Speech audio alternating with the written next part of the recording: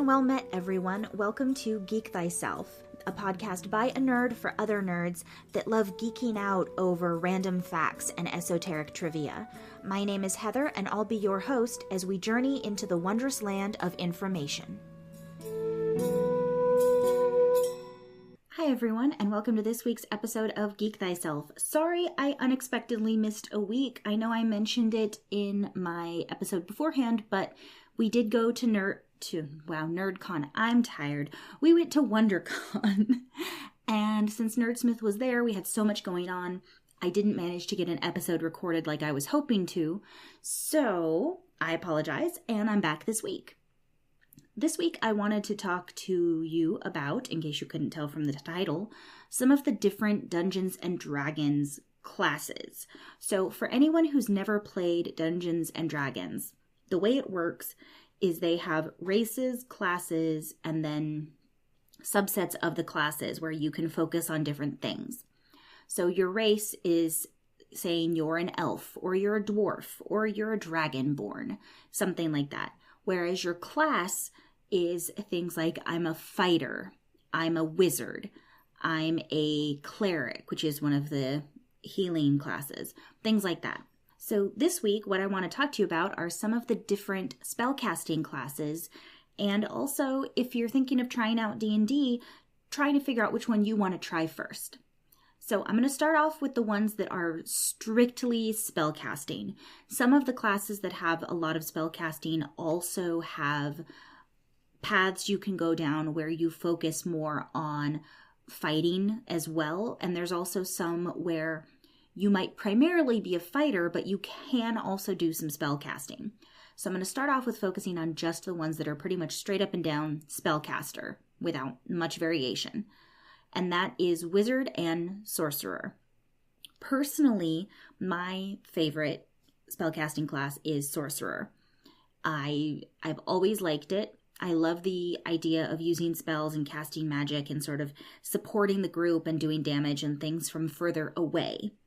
Anyone who's played video games that involve sort of fantasy settings or played any sort of, MMORPGs like World of Warcraft or anything like that, you know that generally speaking, the casters have fewer hit points, they stand in the back and they cast spells from a distance and do damage or support the group.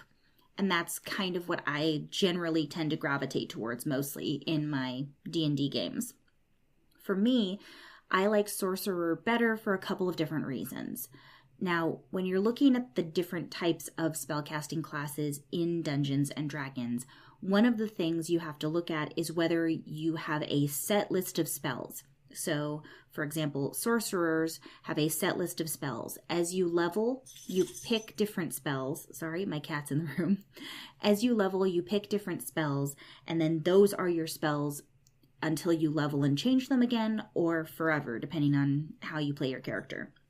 Whereas with other classes, such as the Wizard, you have a huge list of spells to pick from, and you get to actually change them out pretty regularly. So the actual spells that you prepare on a certain day, so the ones that you're ready to cast, the ones that you have all the ingredients for, and everything like that, can change day to day. So it gives you more flexibility, but it also means that because there's so many spells to pick from, you don't always know the ins and outs of your spells quite as well. It also means that you have to actually sit down and spend the time to prep your spells and make a list for the day, which is why I like Sorcerer better, because I personally just don't like spending the time to do that. So when you're looking at what kind of spellcaster you might want to be, that's one of the factors you have to keep in mind. Do you want to be really flexible and have a lot of different spell options?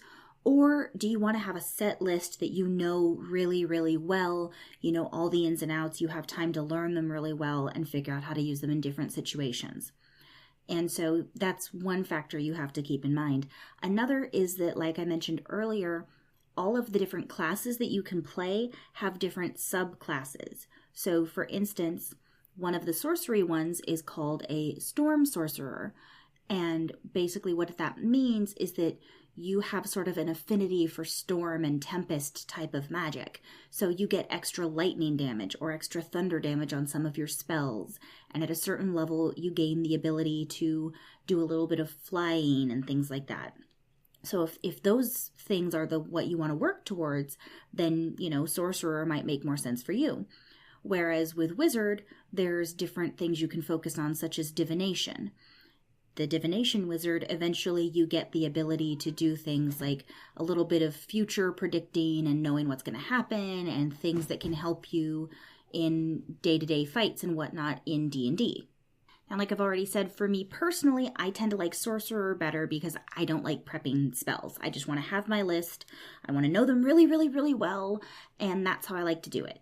And if you're like me, then that may be a way you want to go. However, if you like the flexibility, or if you prefer one of the subsets that you can do with wizard, then obviously that may be a different path for you to choose. There's a lot of different options, and honestly, it would take me multiple episodes to go into all of them. And I'm trying to just do a quick overview with this one. So I'm not going to go into every single one, which, sorry if that's what you wanted. What I would recommend is go to D&D Beyond, or if you happen to have a game near you that you want to go play in, look through the PHB and see what some of the things you can do are, so that you can figure out like, oh, I really, really think this particular subclass is super just awesome and sounds so much fun, because then you can focus on going to that one rather than figuring out all the different classes and what you want to play. That's another way to do it. Another big difference between the different types of spell casting is whether it's arcane or divine. Now, in the case of wizard and sorcerer, both are considered arcane casters, meaning their magic comes from some sort of mystic arcane source. Divine casters get their magic ability from their deities or from whatever it is that they worship.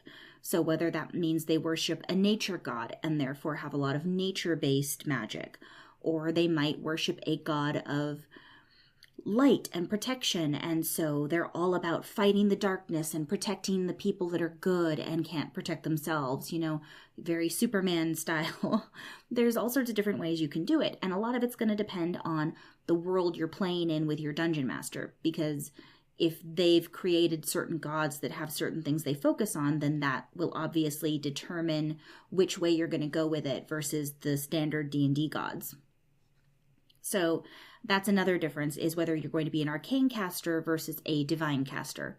Generally speaking, one of the biggest differences is that arcane casters, for the most part, do not have the ability to heal.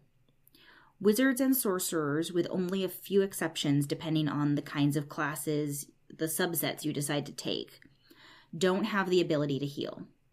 One of those that's different is there is something called a soul sorcerer, divine soul, actually, and it's exactly what it sounds like. Their magic isn't derived from just an arcane source. They have a little bit of arcane magic, but then they also are God-touched in some way. Now, whether that means that they were raised in a very, religious household, maybe one of their parents is a cleric, and so they've always been around it and always worshipped it. Or whether it means they, at birth, were born with some sort of mark indicating that, their god had chosen them, something like that. There's a whole lot of different possibilities depending on how you want to flavor it. But what it boils down to is that a divine soul has access to all of the wizard and sorcerer spells, all of the sorcerer spells, but also has access to cleric spells. I actually play a divine soul in one of my home games that I'm in, and in that particular one, it's come in handy because the cleric that we have in the party likes to focus on fighting. He's a war cleric, and because he's a war cleric, he wants to fight. He doesn't necessarily want to heal. So the fact that my character also can heal has happened to be very useful in several fights where he either was too far away to get to the person that needed to be healed, or he was out of spell slots of the right level, something like that. It gave my character the ability to help and to save somebody. So there are moments where it can come in very, very handy. The other big difference between a wizard and a sorcerer besides the fact that you have to prep spells versus not prep spells, is also which ability is the focus for their spell casting. So for wizards, it's intelligence based. If you're looking at a D&D character sheet, there are 6 different stats, 6 different ability stats, which are used to determine how well or efficiently or just how good you are at something, whether that means how good you are at singing, how good you are at athletics, how good you are at researching the magic, how good you are at perceiving different things that are going on around you. All of that is largely based off of your stats, which you choose when you create your character, and you can up those stats and increase them and get better and better as you level. But initially what you start with is those 6 stats. Now, I'm not reading these off in order, I just happen to know them. But there's 6 stats. 3 of them are physical and 3 of them are more mind and mental based. So the first one is strength, which is really obvious. It's how strong is your character. The next one is constitution, which basically is how hardy is your character. Dex is how dexterous your character is. Are you able to move around really well? Are you quick on your feet? And that's dexterity. Then you get into the 3 mental stats. You have intelligence, which is exactly what it sounds like. It's how intelligent, how book smart is your character. Then you have wisdom. Wisdom is how wise is your character? Do they understand what is the best thing to do based off of common sense, for example? And also, how wise are they? How able are they to interpret the things they see around them versus just understand them? Because those are not always the same thing. And then there is charisma, which is, how charismatic are you? How charming are you?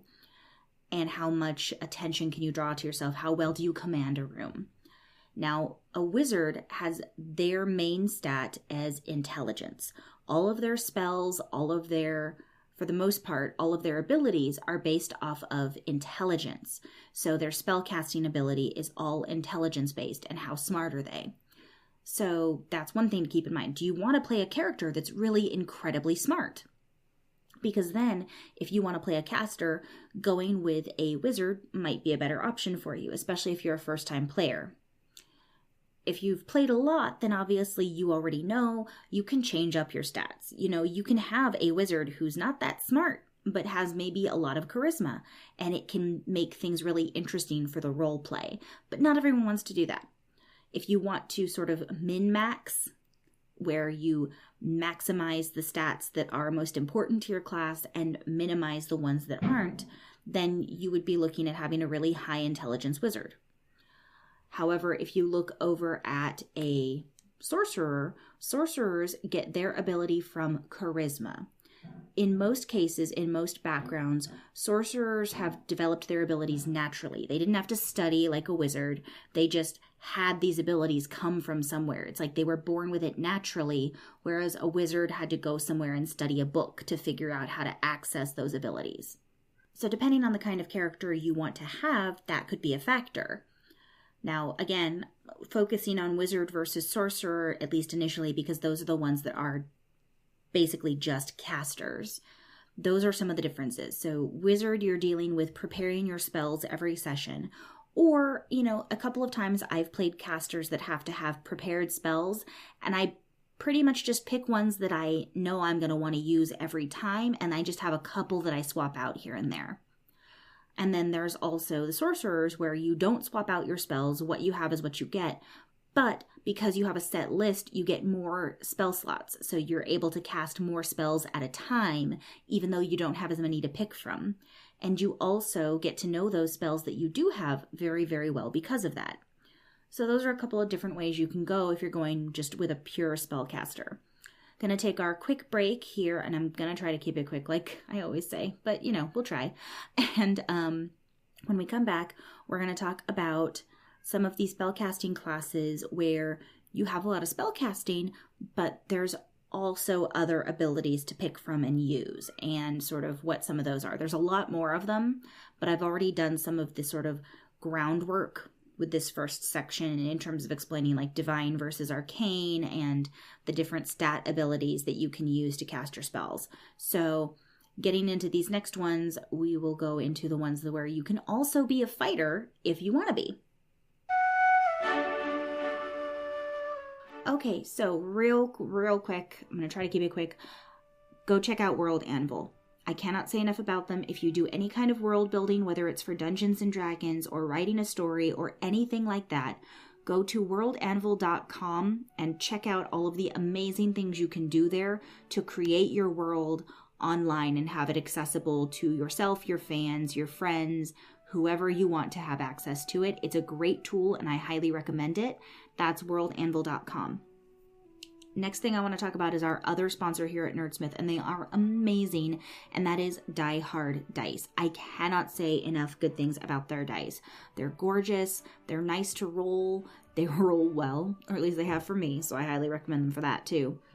And they're just beautiful, they're absolutely beautiful, and they're really well made, and also everyone at the company is just really nice, which you don't get very often depending on how big the company is. So I definitely recommend supporting them and checking out their amazing, gorgeous different color combinations and different metal combinations. They've got such pretty dice, I can't even say enough. It's dieharddice.com. And if you go there and make a purchase, make sure to use the code Geek Thyself, all one word, for 15% off of your first purchase or your next purchase if you haven't used the code already. It's a one-time code, so you can't keep reusing it. But if you use it on your first purchase or your next one if you haven't used it already, then you get 15% off of those beautiful, beautiful dice. And with that, I'm going to get back into this week's topic and talk to you some more.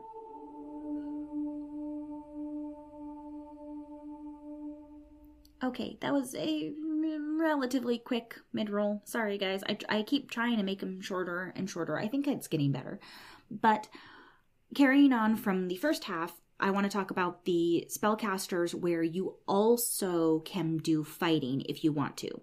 Now, I do want to say, just because you're playing a sorcerer or wizard doesn't mean you can't multi-class. You can take multiple classes, and therefore you could be a wizard who also has levels of fighter. That is an option. Now, it does not work well if you're going for a maximized character. I mentioned min-maxing earlier. If you're trying to maximize your effectiveness by having your high stats be where it's most important to have a high stat, then multi-classing can be problematic, especially if you do two very, very different classes. If you just like it for the role-playing aspect or because you feel like your character would want to learn those things, then by all means go for it. It's a lot of fun and it can create a very dynamic character. So, starting off, there's so many spellcasting classes where you can do a little bit of fighting instead of just strictly spellcasting. Even with sorcerer and wizard, you can do some fighting. It's just a lot harder for you to pick up a weapon and hit somebody with it than it is for you to cast a spell at them. So starting off with, I'll just go in as close as I can remember to alphabetical order because it'll be easier. I'm going to start off with Bard. So bards are the musicians of the D&D world. They're the performers of the D&D world. They can be spies, they can be folk singers, they could be musicians, they could be great speech orators. There's a whole bunch of different things you could focus on depending on what you want your bard to do. However, at the end of the day, one of the things that they can also do pretty effectively, depending on which path you take, is fight. Depending on how you fill in your stats and how you build your bard can be one that fights very well with a sword, but also very well with their words and their spells. For example, one of the bard subclasses that you can pick has to do with fighting specifically and is sort of like a swashbuckler type. The College of Swords is what they call it. So basically, you fight really well with a sword, but you also have a lot of good spells that can do damage or buff your fellow players. Things like that. So if you want to play somebody who's a little bit of a sing-songy performer type of character, but then also sort of a rapscallion fighter, then a bard might be a really good way to go for you. Another class that has a little bit of fight and a little bit of magic is a cleric. Oh, I forgot to mention, bards are arcane casters. Clerics are divine casters. They're actually the first one I've singled out so far for this episode. Divine casters, like I said earlier, get their energy, their magic from a deity or god or some sort of thing that they worship, and therefore that's what gives them their energy. Now, there's a lot of different options when you're setting up a cleric. There's a lot of different domains. Every single domain has different benefits that it gives you. So when you're making a cleric, you have to really look through the domains and find one that you like, because you want to make sure that if you're going to focus on it, that you enjoy the extra abilities that you get from that particular domain. There's, I think it's 12 different D&D domains, and it ranges from Arcana to life to death to the grave to trickery, all of these kinds of things. So there's a lot of different options for you if you're looking to play a cleric in terms of what you focus on. Additionally, you have to decide if you're going to focus more on casting, or if you're going to focus more on fighting, or if you're going to try to do both. I will say, for a lot of these classes where you can do fighting or spellcasting, if you don't focus on either one heavily, it can be hard to be more effective. It doesn't mean you can't be, but it can be harder. So if you're trying to do this for the first time, then focusing on one side of it or the other might be easier, just because then you have a focus instead of having too many things to try to pick from. So clerics are healers. They can be priests, they can be warrior priests, they can be fighters. So there's a lot of clerics who will choose to be more fight heavy, and that's totally an option. But then you also have healing spells, and those healing spells allow you to keep the party alive. Now, just because you focus on the spell casting doesn't mean you can't also fight, but if you focus on the spell casting, it might be harder to be effective at the fighting end, and vice versa. So that is something to keep in mind. Moving on from cleric, we have druids. Druids are a lot of fun to play. Druids are a nature-based class, but they are also divine. So they worship nature, and that worship of nature has given them their powers. Now, one thing I did forget to mention with cleric is that divine casters get their power from their wisdom stat rather than intelligence or charisma.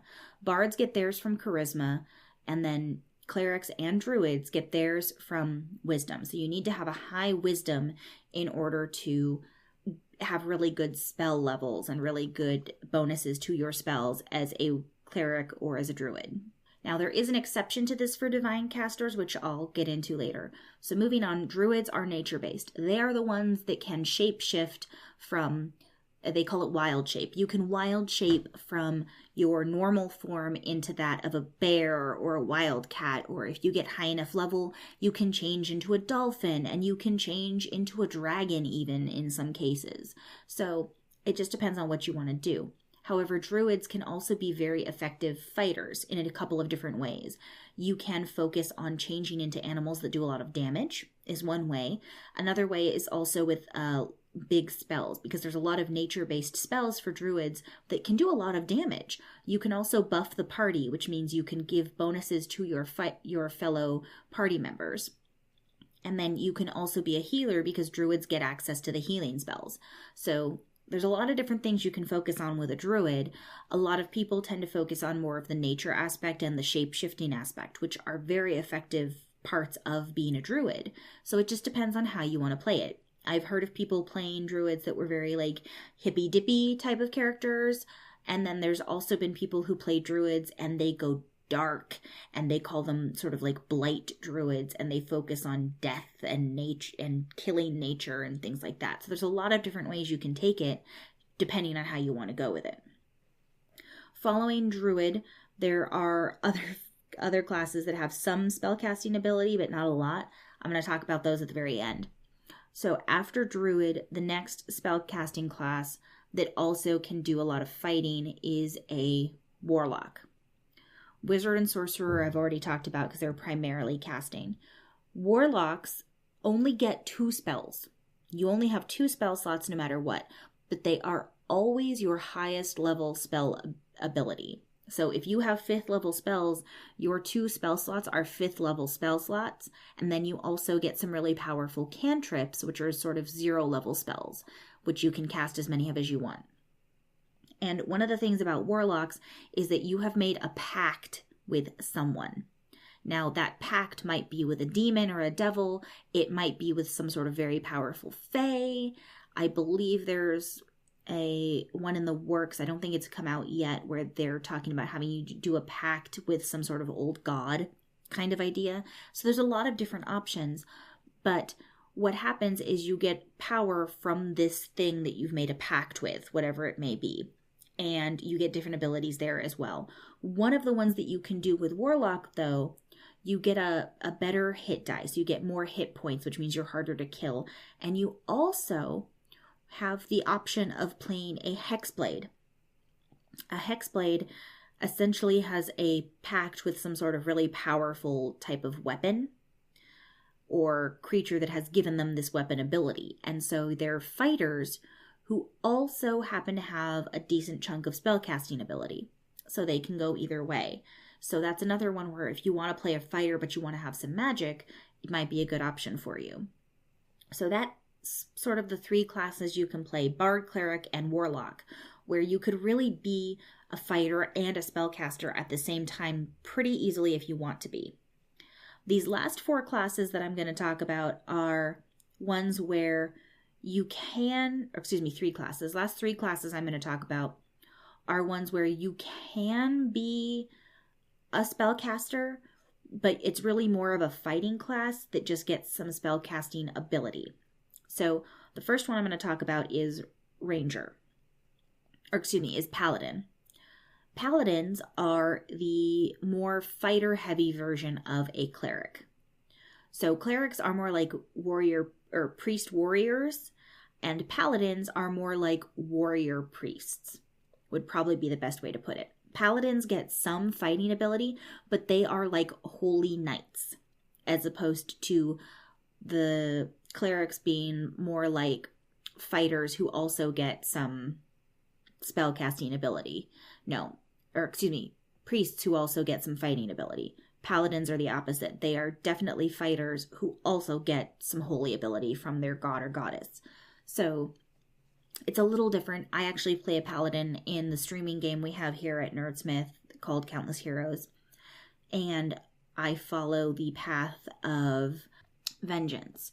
One of the differences between a cleric and a paladin is that a cleric picks a domain. So it's sort of a type of worship they focus on, or a type of deity or aspect of that deity that they focus on, whether it's life, death, grave, whatever.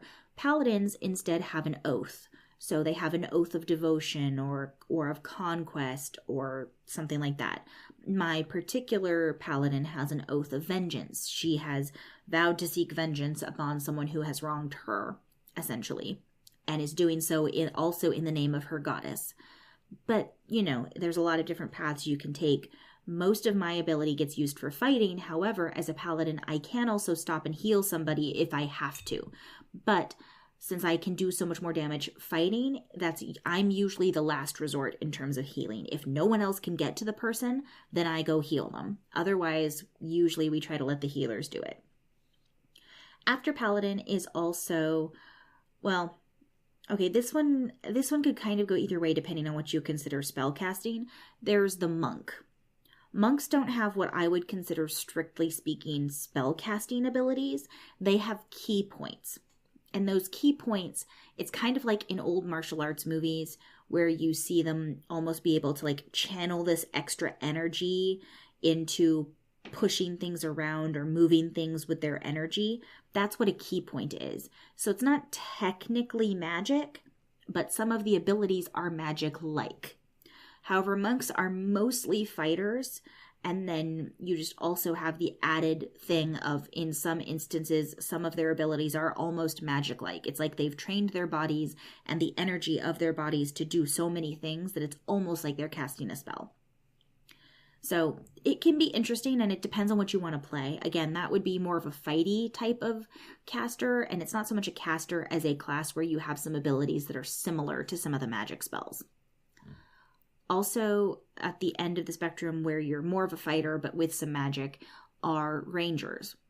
Rangers are sort of like Legolas in Lord of the Rings type of idea, where you don't have to be an archer. You can fight up close, but you're very much a sort of hunter of the woods, and you have a lot of nature-based abilities, and you're good at, sort of shooting people with a bow from a distance, or you're good at being like a bounty hunter type of character and hunting somebody down by tracking them. So it's like you're a very hunter-based type of class. However, rangers also have some spell casting ability. Not nearly as much as a druid, but they do have a little bit. So if you wanted to play something that had access to a little bit of magic, but was primarily an archer, then a ranger might be a good way to go for you. The last one I want to talk about is a rogue. Now, rogues arguably are more of a fighter class. Rogues are exactly what they sound like. They are the spies, they are the sneaky sneakies, hiding behind everybody, popping out of nowhere, stabbing you in the back, and then disappearing again. However, there's one particular subset of rogue called an arcane trickster that focuses on magic tricking also. So you can do different illusions and use different magical tricks to get things done or distract somebody and things like that. So if you like the idea of playing someone who's very sneaky, but then they can also whip out their magic ability and, cast some sort of illusion that confuses the enemy and makes them run in the opposite direction so that they can get away, that kind of thing, then playing a rogue that goes the arcane trickster path might be a good option for you. So that was a super, super, super fast overview of all of the different spellcasting classes and sort of semi-spellcasting classes in Dungeons and Dragons. It's not really too much of an in-depth look into the different types of magic. If you guys like this topic and you want me to do a more in-depth look into a specific type of magic, be it arcane or divine or whatever, or if you want more information on a specific type of character class, let me know. I've played D&D for a really long time now. So, oh God, it's been like 16 years now. And I have no problem talking about the casters because those are my favorite class to play anyway. I love playing casters. So it's something I have a lot of information on. And with that, I'm going to call this episode good, and I will talk to you next week. Please remember to check out all the other wonderful shows and productions that we have at nerdsmith.org. You can submit questions or topic suggestions to me on Twitter at amethyst_magic with a CK. Or you can email me at geekthyself@nerdsmith.org. I'll be back next week with a new and interesting topic. Until then, don't forget to geek thyself.